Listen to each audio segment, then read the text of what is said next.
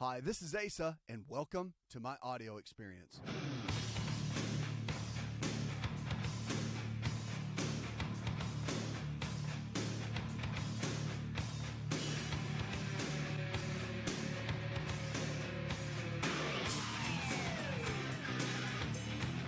Phone lines are open, 888-283-7272. That's 888-283-7272. Or you can always send me an email.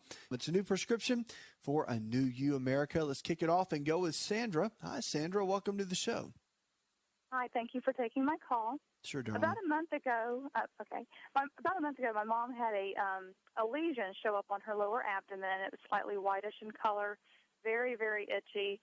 After dealing with that for about a month, she went to the doctor. They did a biopsy, and the biopsy results came back a lichen simplex proneus or a lichen sclerosis type lesion. Sure. They gave her an ointment to use, which is a topical steroidal treatment. But anything with steroids, she's severely allergic to, and it caused severe burning, etc. So the doctor has now referred her to a dermatologist. So what we were wondering is there anything that could be naturally treated for this so she doesn't have to go to the medication route?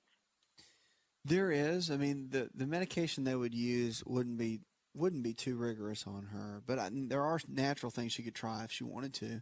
Wormwood is really good, and black walnut. And black walnut can be taken typically on an everyday basis, but wormwood is something you got to kind of cycle on and off. I mean, what I mean by that is you would take it maybe 14 days on, 7 days off in a rotation like that. And most health food stores have that. But, you know, those are two options that are available. They're really good antifungal. They're really good for kind of an anti-parasitic type natural supplement to take. So those are a couple things you could consider and that she could think about. But again, probiotics are good too. There's a lot she's got to do to clear the gut out. The gut is going to be really important to keep the flora and all that kind of jazz and the digestive tract healthy while she's looking to clear that up. But yeah, that is something that she would want to, if she wanted to go natural, you would give it maybe 3 weeks or so. And if she doesn't see any improvement, again, wanting to go the natural route, then she's going to want to go to the medication. Okay, well, when the biopsy results came back, it didn't show any fungus. Oh, it didn't show anything? It didn't show any fungus, but it came back a lichen lesion. Right. Lesion. Right. So but I'm a little bit confused with that. Okay, well, the thing is, with lichen, you have to treat it in the same way. Now, when I say treat it, I don't mean like treat the disease. What I'm saying is, if you go to a health food store, then the folks that work there, they'll be able to talk to you all about the details of how they work in general. But I mean, those are some good options. And if it was me, that's the route I would go. I mean, that's what I've seen many, many times. But has she done anything yet, or she's just kind of holding tight and waiting? Well, the itching is what's really bothering her regarding, this lesion that has shown up. But she has tried Silvadene cream, just that had treated a burn before, and it seems to have really helped, but there's still some itching left. And we didn't know what causes this. Well, the itching and all that is caused by what's going on in her digestive tract. That's bottom line. Has she changed her diet at all during this? She really hasn't changed her diet, not at all. Okay. One thing that can help when somebody's trying to clear this out of the body is to come off of all the wheat. So maybe if she decreased that out of her diet, that can be very helpful. Also, cow's milk dairy, which the casein protein in cow's milk, whether it's yogurt, cheese, or the live milk itself, can be a big player as far as increasing the skin and inflammation on the skin. So cutting out those food groups may be very helpful as well. And then you can look at the supplements and combine those together, and that might be helpful. But I would, as far as her physician goes and what they're telling her, if she wants to go that route and she doesn't get good results with the things we just talked about, then of course the medication is going to help quite a bit. The medication should help quite a bit just to be as far as getting her kind of where she needs to be. And the itching, I mean, they may even do things like, or suggest something like cortisone, which again, that's just going to cut down inflammation and cut down on the itching and be more of a Band-Aid to help her. But those natural things can be very helpful for the long run.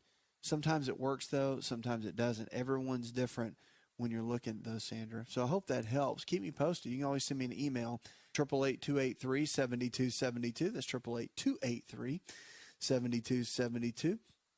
FDA is warning now there's a possible infant seizure risk from a flu vaccine. Now, news alert from the U.S. Food and Drug Administration suggests that some infants may be at risk of febrile seizures following administration of the Pasteur's Fluzone vaccine, which has been recommended for children aged 6 to 23 months. And both the FDA and Centers for Disease Control in Atlanta are investigating whether or not recent reported febrile seizures in young children following the flu vaccination are related to the vaccine itself or had some other cause. Now, a febrile seizure is a seizure related to a fever or exceedingly high body temperature and can result from many common childhood illnesses, including flu, cold, ear infections, and sometimes following administration of vaccines. The seizures typically last only a moment or two and are not dangerous, but they can be alarming to parents and caregivers. The Vaccine Adverse Event Reporting System had noted 42 cases of febrile seizure following the Fluzone vaccination. The FDA has not seen an increase in the reports people older than 2 years of age. FDA spokeswoman Shelley Burgess told AOL Health, now approximately 1 in 25 young children will have at least one febrile seizure, usually between 6 months and 5 years of age. Burgess adds that the peak age for the seizures are between 18 and 24 months and re-emphasize that the seizures are not serious and generally only last a minute or two. She said there's not yet clear link between the Fluzone vaccine and the seizures, but that FDA and the CDC are still investigating. So a lot going on with seizures and a lot going on with kids today and the vaccines. It's a big controversy of whether or not to vaccinate your kids. And I always say, because people ask me this all the time, and they want to know my opinion. My opinion is that, first of all, it's between the parent and the child and the physician. And you just need to do your research and make your own decision. Now, are vaccines good or are they bad? Well, there's a case for both. And in some cases, the vaccines are very, very good. And obviously, that's why we have them, because they can be very protective to the body. But in the past, we've known there have been some chemicals in there like mercury and things that people have been concerned about. So you just have to do your own research. They're not meant to harm you, but you have to make a decision whether you want that for your child or not. So do the research, do the studying. Don't just take my thoughts or a physician's thought, like your pediatrician, just because they say you should do it. Do your own research so you can make your own educated decision, because it is your child and they can't think for themselves. You have to think for them in this. And so at the end of the day, know that you made a good decision for your child, for yourself, when it comes to this.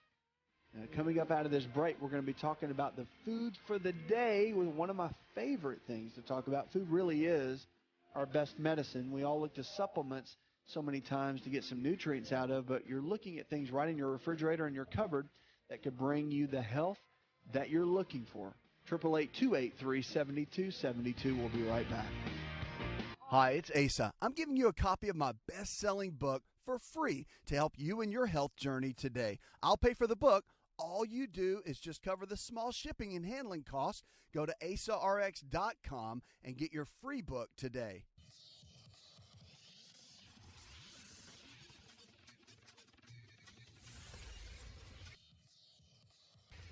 To find out more, connect with On Call Radio online at InShapeNetwork.com.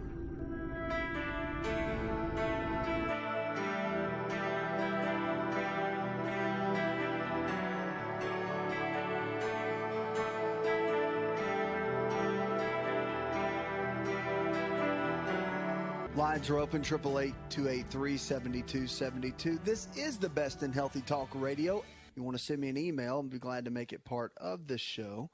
But what are you doing right now to make your health really great? Have you made some new resolutions? That's not the deal. The deal is to set some goals for yourself, to make sure that you're getting into a place where you're ready to make those extra new steps, to drop 5 or 10 pounds, or to do things to make your mental clarity better, to eat a better diet, to exercise more, to get better rest.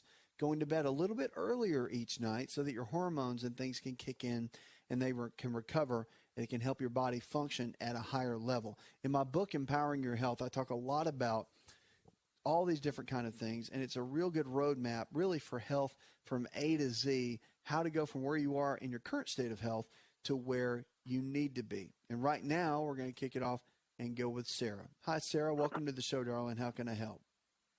Yes, I would just like some advice on how I could lose some weight. How much weight do you want to lose, Sarah? At least 50 pounds. All right, 50 pounds. That's doable. So I take it that you come to a place where you're sick and tired of being sick and tired, and you're ready to make a change. Is that right? Right. Okay. My Let's talk. job requires, I don't do the walking like I did when I worked in nursing. Okay. So I put some pounds on. All right, that's okay. But know this, know that to lose 50 pounds, there has to be a major lifestyle overhaul with you. And that's really important. So as long as you know that up front, then you should be good to go. And that's where we're going to start. Okay. So the first things first, and we're going to go through the daily prescriptions that I always talk about. So prescription number one is always to make sure that you decide that you want to get well and you want to follow the anti-inflammatory diet. That's the one in my book, Empowering Your Health, because that's going to cut down on inflammation. It's going to lay the foundation for what you do to get your body to drop the weight, to lower inflammation, and to put the right kind of nutrients in the body. Those lean quality proteins like chicken, fish, beaver, eggs, low glycemic carbohydrates in the form of fruits and vegetables, and the good healthy fats, omega-3s, 6s, and 9s like almonds, walnuts, cashews, avocados, all that kind of stuff. It's very good. So that's step one. Now, prescription number two is always, you want to make sure that you're taking the foundational 4 supplements. These are the 4 things that you don't get in our normal food supply, and you can get them anywhere. Health food store, you can go to the different websites, and there's a lot of places that carry them, but here's the 4 things that really everybody should really take, kids and adults, that we just don't get in our food supply. So number one is a good whole food multivitamin, then digestive enzymes to help break our food down because our soil is so depleted. And because our soil is so depleted, it doesn't matter how organic the food is, we're still lacking the enzymes that we really need to break our foods down. And that's why digestive enzymes are very good to an already good diet that you should be following. And then number 3, cod liver oil or a good fish oil. It has vitamin A, vitamin D, and omega-3 fatty acids, which we all need. And then probiotics. Probiotics put the good bacteria back in our digestive tract. And we've taken antibiotics for so long, it's kind of wiped out all the bacteria. And the good bacteria needs to be in there for our body to function at a very high level.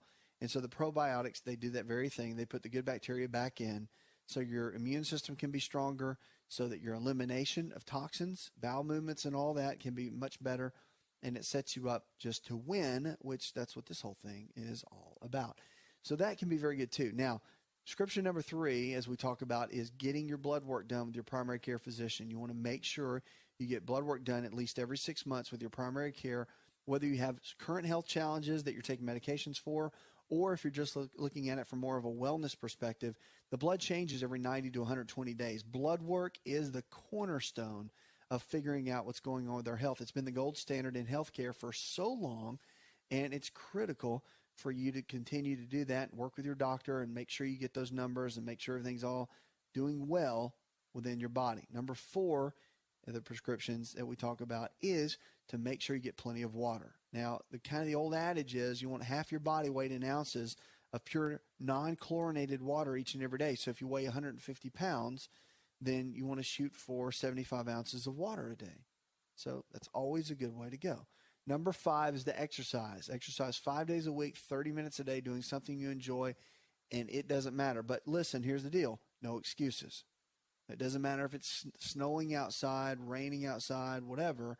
You got to make it happen. If you can't get to a gym and you don't have a treadmill at home or a bicycle at home, then you have some videos, have some backup, have some things that you know you can get a 30-minute workout in that day and get the body moving so you can stay on target and stay on track, keep your body where it needs to be. And then don't forget that number 6 is rest. Rest is so important. Now, it doesn't mean just sleeping all the time, but you need to have a good day of rest rest your mind, rest your body, and the sleep we get at night, along with that rest, is critical.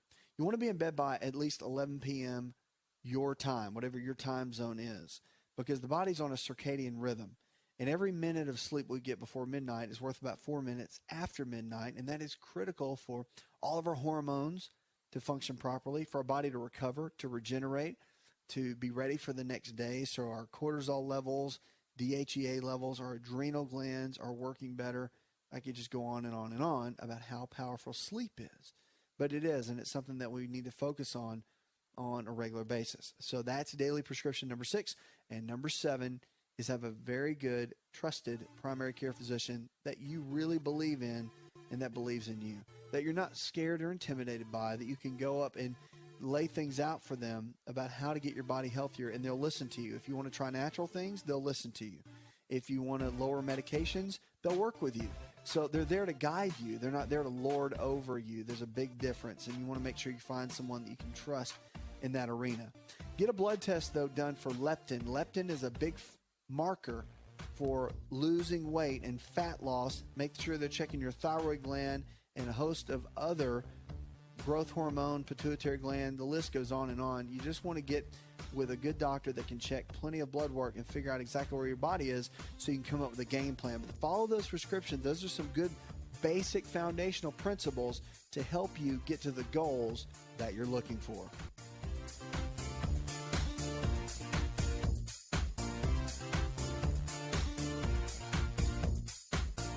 Did you know that you can listen to the Asa Rx audio experience on Spotify and Pandora? For all the ways to watch and listen, check out our show page at asarx.com/experience.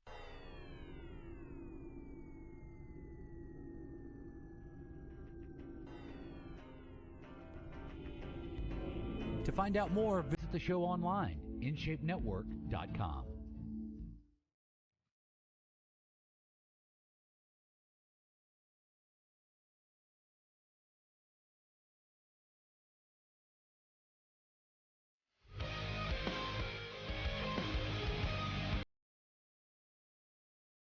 Triple 828-372-72. Great information for your health and for your life there. You can sign up for our Facebook and Twitter. You can also join there. Links get you over in the social media world. All kinds of specials, too. What are you struggling with? You want to talk about your health? We want to talk about it with you. And the amazing thing is our health really is our greatest wealth. And when you talk to people, there's everything going on within their lives. And it's amazing with the stress and with family and with work responsibilities. But we tend to let our health kind of fall to the bottom of the pile, and we end up not taking care of it for a period of time until maybe you get into your late 40s or something, and something begins to break down, and then, of course, you're having symptoms, and then, of course, you go to your doctor, and then the big red flag goes up, and you're like, oh, my goodness, now I've got diabetes. Now I've got high blood pressure. Now I have high cholesterol, and you're like, well, how did this happen? What do I do? And there's a lot of things you can do. And on this show, that's what we want to do. We want to empower you to make good decisions, empower you with information, and empower you and equip you so that you can live the life and the freedom that you deserve, because you do deserve to live in great health. And if you can make good decisions so that your body can regenerate every single day, new cells can form, old cells can go away, the bad cells can die off, and the new cells form, then you can get a brand new body in so many ways and start functioning at a high level. And just know this, there's always hope to get your health back, and there's always hope to maintain and attain the extraordinary health that we always talk about here on the show. Right now, we're going to go to Rex. Hi, Rex. Welcome to the show. Good evening. With your last caller there, I've already received a lot of information about the question I was about to ask you. Anyway, long story short. Yeah, go ahead. I'm a 62-year-old white male that retired from the military in 1994. And when I retired from the military, I weighed 225 pounds. Okay. And since that time, I've picked up about 50 pounds. And I've been seeing the same primary care provider for about the last 17 years. And he wasn't pushing me on my weight, but I finally had a serious discussion with him. And basically, he told me, he said, well, you've been gaining 3 pounds a year since your military retirement. And he said, if you keep that up, it's not good. So, and I walk about 4.5 miles about 5 days a week, and I do the body blade. I don't know if you know anything about the body blade, but it's a great tool to flex and stress muscles. And that's right. But the second week I went back, they did a ketosis exam of my urine, and they said that my ketosis state was too high, that I needed to drink more fluid. And then they upped my calorie count to 1150 with 25 carbohydrates. The 25 carbohydrates killed me. I wasn't feeling good. I wasn't having regular bowel movements. Yeah, that'll happen. So when I went back this time, they upped my carbohydrates to 40, and they upped my calories to 1,200. I feel so much better, but what they told me was not to expect to lose, and they wanted me to lose about 4 pounds a week. They said, you're probably not going to lose 4 pounds a week, but you should lose at least 2 pounds a week. And I don't think I'm going to have a problem doing that, but my question is, how much more can my body tolerate? That's my concern. Tolerate as far as the amount of calories you can eat, or tolerate as far as weight loss? Yeah, keep this program up. I mean, 1,200 calories a day at 40 carbs, that's a pretty aggressive program. And I don't know, medically speaking, how long should I keep that up? I mean, it's not going to be a, forever and ever type thing. The body won't sustain it, I don't think. And I know that my eating habits have to change for the rest of my life. I accept that. But, I feel so much better now on a 1,200 calorie and 40 carbohydrates. And sometimes, I may hit 50 carbohydrates a day. But I can stay under the 1,200 easily. And I just wanted to know what your, medically speaking, is that wise thing to do? I think that you've got good medical. You know what I'm saying? At some point, I gotta quit focusing on losing the weight. Let me stop you right there. From a medical perspective, it sounds like you've got a good team. So they've got you covered on that end. If you're asking my thoughts, I think that as far as 40 carbohydrates, I think counting the carbohydrates, you don't want to get too much hung up on that. It's because what's going to happen is you don't want your life to be run by that. But portion sizes and that sort of thing, I think for the longer term is going to be good. You've already dropped 21 pounds. That's great. I mean, what is your goal? How much more weight do you want to drop? Yeah. My question is, do you think 40 carbohydrates is unrealistic? I think for the short term it would be okay, but I think for the long term it's too low, because your brain functions on glucose, and the reason you don't feel good and your body has a process called gluconeogenesis, where it will, when you go into ketosis, it will use other things like proteins, and it will turn the proteins into glucose for your brain to be able to function. So your body has its own self-preservation mechanism in there to make that happen. But as far as 40 carbohydrates for the long term, I think that's too low. And that's my thought. Again, you got to go with what the team you've kind of hired, so to speak, that's helping you through that. But that's why when I wrote my book, Empowering Your Health, that's why I put in there the anti-inflammatory diet. I believe in, and from what we've seen, the research I've done, that when everything's equal amounts of lean proteins and low glycemic carbs and then healthy fats, when you're eating those in a combination ratio, meaning that you're not eating a ton of protein and just a little bit of carbohydrate, everything's in balance.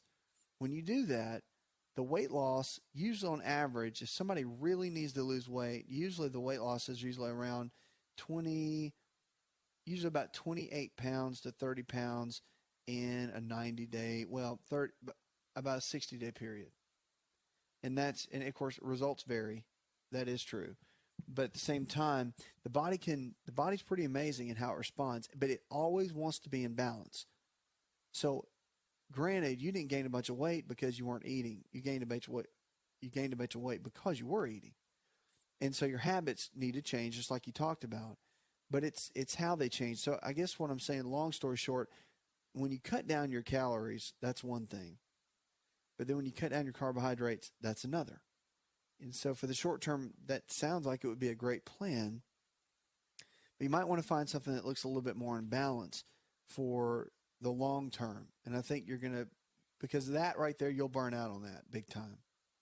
You need something that's longer term that you can stick with. And you might want to talk to the dietitian that you're working with and say, hey, look, I know you're probably only giving me bits and pieces at a time, but can you give me more of the long-range plan? Are we going to stay on 50 carbohydrates forever, or are we going to bump it up to 100, 150? Where are we headed with all this? Because the carbohydrates, the type of carb matters. So if you're eating 50 carbohydrates, but you're getting it from bread or from pasta or from potatoes or whatever, you really want to get it from fruits and vegetables. And if you ate 3 big helpings of fruits and vegetables each day, you're probably going to get just barely over 100 grams of carbs. And even that's not going to be too much. That's not going to put a bunch of weight on you, especially if you're exercising. Exercising is the key. You just got to be consistent with it. A lot of people will either over-exercise or they'll exercise a little bit, just a couple of days a week, and it's not really enough to stimulate what you need to as far as burning calories and dropping body fat and the whole nine. So, I mean, it sounds like you're on a good game plan. Again, short-term, something radical like that, no big deal. I mean, you've seen the results. You dropped the weight. But you want to make sure that you can live a reasonably common sense life that is not just completely restrictive in every way. And then you can maintain the weight that you're dropping. Because there's nothing going to be more discouraging than if you go to 150 carbohydrates a day and start, but still eating well, and you gain a bunch of weight back. It's like almost like it's false victory in this kind of thing, if that makes sense. I'm a bigger fan of keeping things in balance along the way. So it might be something you want to consider and talk with your dietitian and your medical team about that. But make sure you're supplementing. Foundational 4, that's important. There's some great research with conjugated linoleic acid, CLA. So it might be something you want to look into. And there's some other great research on L-arginine, citrulline, and a lot of the green tea polyphenols that are really, I mean, unbelievable for antioxidants. And then, of course, for the different fat loss mechanisms that they have in them, along with your already good diet. So those are some things maybe you can poke around, do some research on. 888-283-7272. That's 888-283-7272. This is the best in healthy talk radio. Let's go now to Donald. Hi, Donald. Welcome to the show. Hi. Good to talk with you, man. You too. I listen to you every night, and I told my fiance, I said I want to try to talk to him, and I'm way over here, and I'm way down in Georgia. Well, good, man. It's great to talk with you. What can I do to help?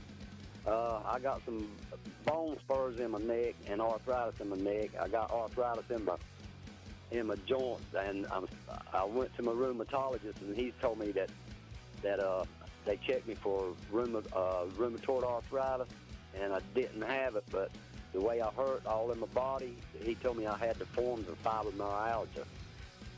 Okay. And so you want to know, or you just want to tell me? I'll tell you what, let's do this.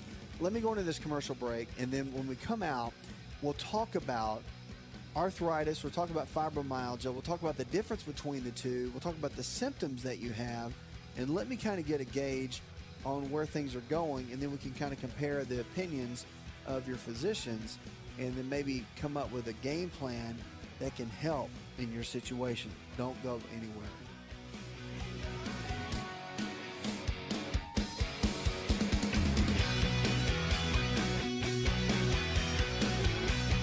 Hi, it's Asa. I'm giving you a copy of my best-selling book for free to help you in your health journey today. I'll pay for the book. All you do is just cover the small shipping and handling costs. Go to asarx.com and get your free book today.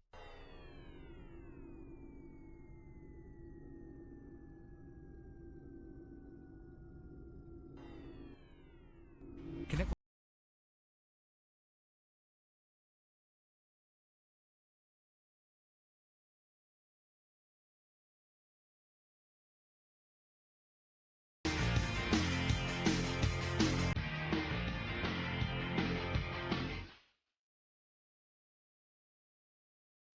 Lines are open, 888-283-7272. That's 888-283-7272. This is the show where your health really is your greatest wealth. You can also check us out. Going to the break, talking with Donald. Donald's been dealing with several things, arthritis, and some of the doctors have said it might be fibromyalgia. So, Donald, let's talk about that for a minute. Now, I know you've had some pain in the neck area, the cervical area. Why don't you give me kind of an overview, and also tell me with your symptoms when you went into your doctor or doctors, both, any of the multiple opinions, kind of what they've told you and the direction that they've taken you, and what kind of medications or things they've suggested for you. Okay. What they done was x-rays on my neck and found that I had bone spurs in my neck and arthritis in my neck. Okay. And I went to a rheumatologist because she done some blood work, and she said it looked like, just my family doctor, she said it looked like I had some problems with, might be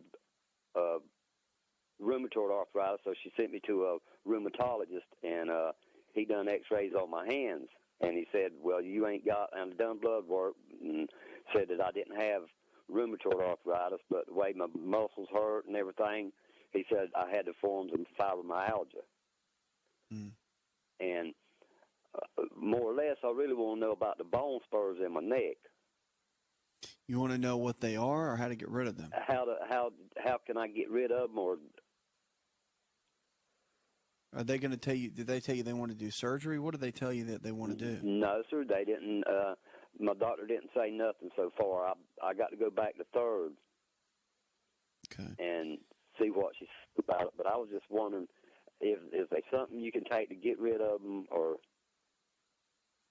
Well, bone spurs occur for several reasons. There can be genetic factors. There can be lifestyle factors, meaning for whatever reason, your bones in the neck area, whether your head, which weighs about 8 pounds, leans forward a lot, it can create what's called a reverse cervical curve, which instead of having the nice curve that a neck is supposed to have in it to equally distribute the weight, it can have what's called a reverse curve or a military neck.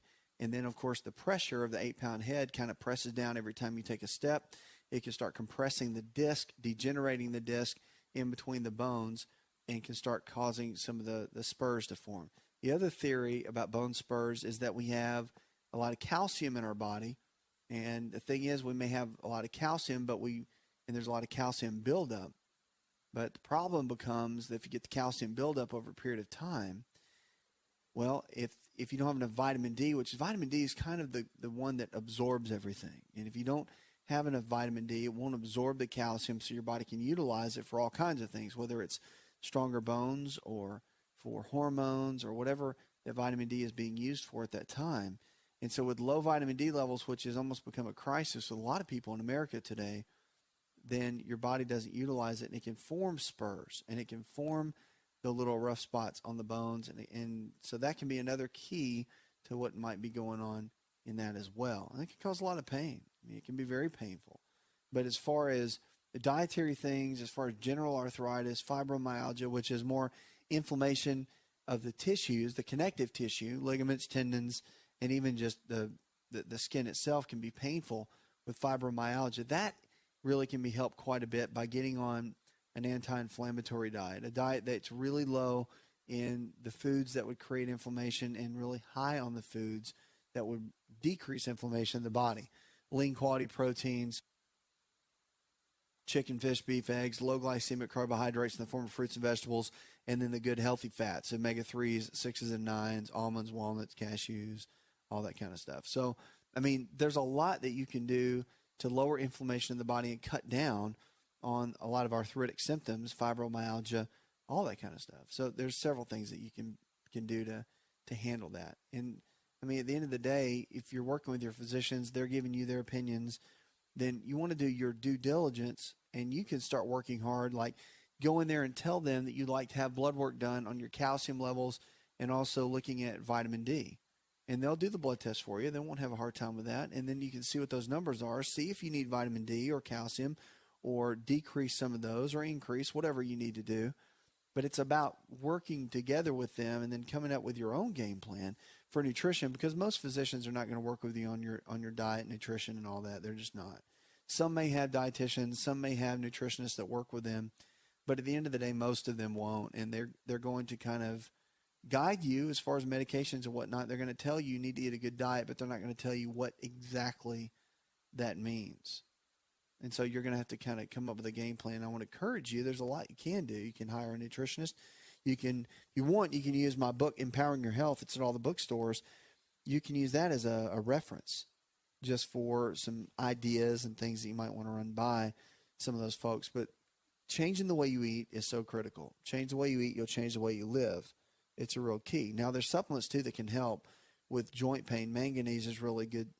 And the whole glucosamine thing, it's had some good points and some good research around it, and it's had some really tough spots as far as research goes. And I'm kind of mixed on it. I've seen people that do well on it and seen people that really didn't do so well. So you kind of want to fill that out on your own. If you're allergic to sulfur at all, it is a sulfate-based supplement. And it might be something you want to be careful with. Sometimes people have reactions with those. But I would definitely go get another opinion.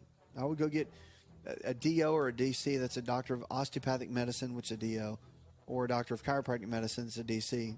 Might be good to consult with, because if it is in the neck and it's not bad enough to have surgery, there's a lot they can do to increase motion in the joints that might be helpful for your situation. Hope that helps.